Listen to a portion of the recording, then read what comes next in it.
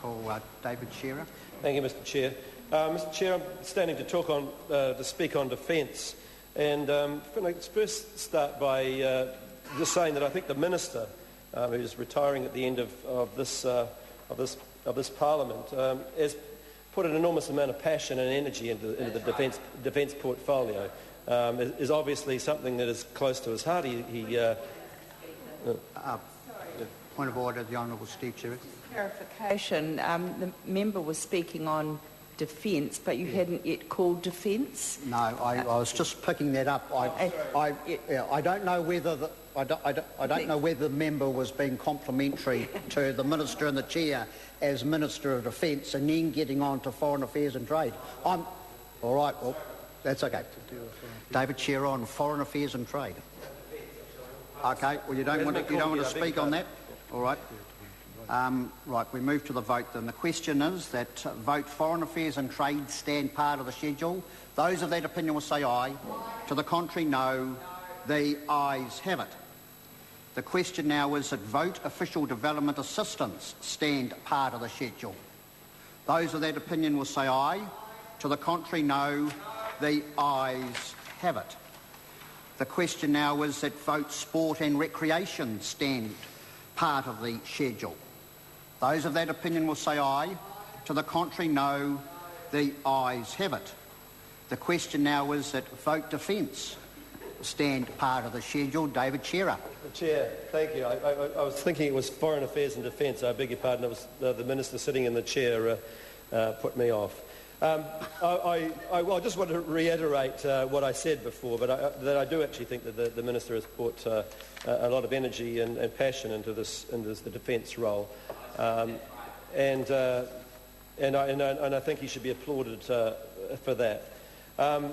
However, I think there's a couple of areas that I want to highlight in my speech where I think he has been put into an invidious situation, in a difficult situation, and that is around the signing off of aircraft for the use of various ministers to joyride both around New Zealand and overseas. And I want to touch on this because we have brought this up in the past, but it's an area where I have asked repeatedly for answers to questions, and I have not yet got them.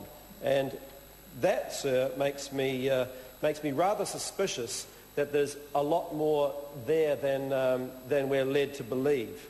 In fact, we hear there's a lot more there than we're led to believe. And if there was nothing to worry about, or there was no issue, why haven't we seen the papers after several months of asking? And let me go through what that means. I've asked for example, all the papers pertaining to the Murray McCulley's flight to Vanuatu on the 13th of February. I've asked for those papers. They said they were going to be coming. They didn't arrive. I went to the Ombudsman. The Ombudsman said they had been in contact with the office. They didn't arrive.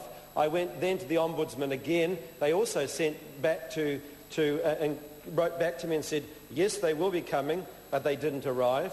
I then wrote again to the Ombudsman and said, why aren't these papers coming when you have already asked them to come? And the Ombudsman said, I have formed the opinion that there has been a failure to meet the requirements imposed by the OIA. They went on to say, I understand that a response is imminent. If you have any concerns about the substantive response to your request, then please feel free to contact me again. Well, sir, that was in June. We still haven't had any reply to that particular OIA. I've written to Murray McCulley, who sends back notes saying, I refuse to answer that member's request, because Murray McCulley, of course, doesn't have to be accountable to the Parliament on how he spends money. Point of order, Joe Butchie. I believe we're on the estimates debate, and I'm not sure about the relevance of this particular discussion in terms of the estimates debate. This has been quite wide-ranging during the course of this afternoon. The point has come up before, and I know the member will get back. He is talking about the Minister, and we are on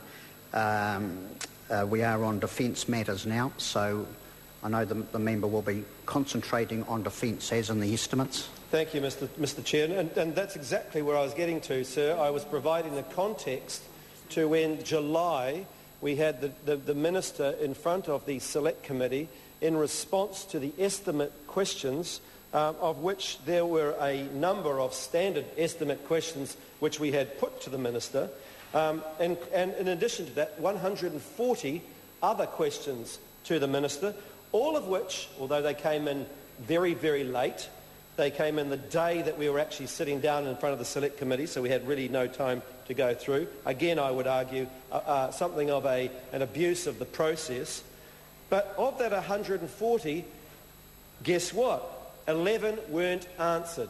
What do those 11 pertain to? The 11 pertain to VIP transport and aircraft that the Minister is responsible for signing off. So that was in July. Those were estimate questions put before the Minister in good time to be answered, and yet the Minister did not sign them off. And the reason I'm bringing this up, Mr. Chair, is because I'm not getting an answer, and somehow there's a sort of an expectation that if we stop asking, then the matter will simply go away and we'll just drift through to the election without getting an answer. Well, actually, that's not good enough. And if you think this is going to go away, it's not. And that's why I am raising it today, because those estimate questions, like the OAAs, like the written questions, have got absolutely a blank. And here's, Mr. Chair, here's what I think may have happened in this particular occasion. That Mr. McCulley decided to fly to Vanuatu.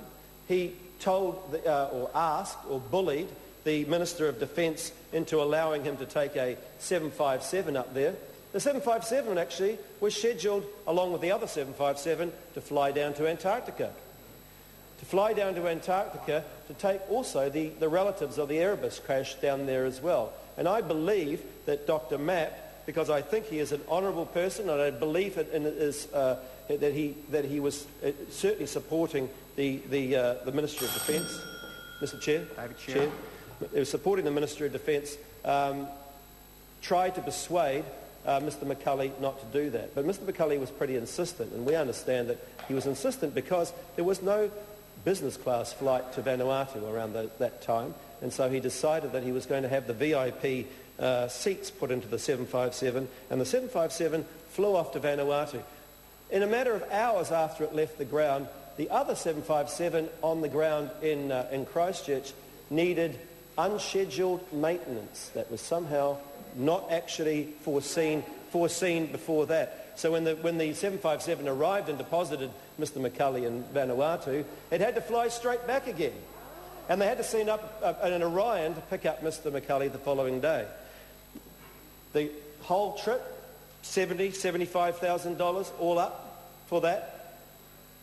The key issue here, Mr. Chair, the key issue is that Mr. McCulley could have flown up there on a commercial flight for around about $4,000 to fly up there, and if he actually was able to schedule it around a direct flight, it would have cost even less than that. So $4,500 was absolute tops to fly up there. Instead, he chose to spend $75,000 to do that. Now, the reason I'm bringing this up, Mr. Chair, is that as we go into the next year and we come back to those estimates questions, of which we still do not have answers. We still do not have answers about how much an aircraft costs to fly, how much an aircraft costs to run, how much ministers are going to be using that aircraft. What are the criteria that those ministers get to use those aircraft? Is it because when their own personal travel bills get too high, they then go to the Air Force and ask the Air Force to subsidise their flights? I don't know. I don't know. There might be a perfectly good, logical reason for why a minister needs to have an Air Force aircraft to fly him up to Vanuatu to attend a meeting rather than going by commercial flight. There might be a very, very logical reason. But what makes me very suspicious, Mr. Chair, is the fact that after all this time, after the OIAs, the appeals to the Ombudsman, the estimate questions that we've been lodging, that we still don't have the real reason. And yet, just last week, when a National Party blogger wants to puts an OIA through to our Security Intelligence Service, he gets it within 3 days. He gets it within 3 days. So why is it that we started this process in March, and here we are in August, and Dr. Mapp's office has yet to give us the answers that we require? And the answer to that, Mr. Chair, is there is something there that Mr. McCulley doesn't want us to see.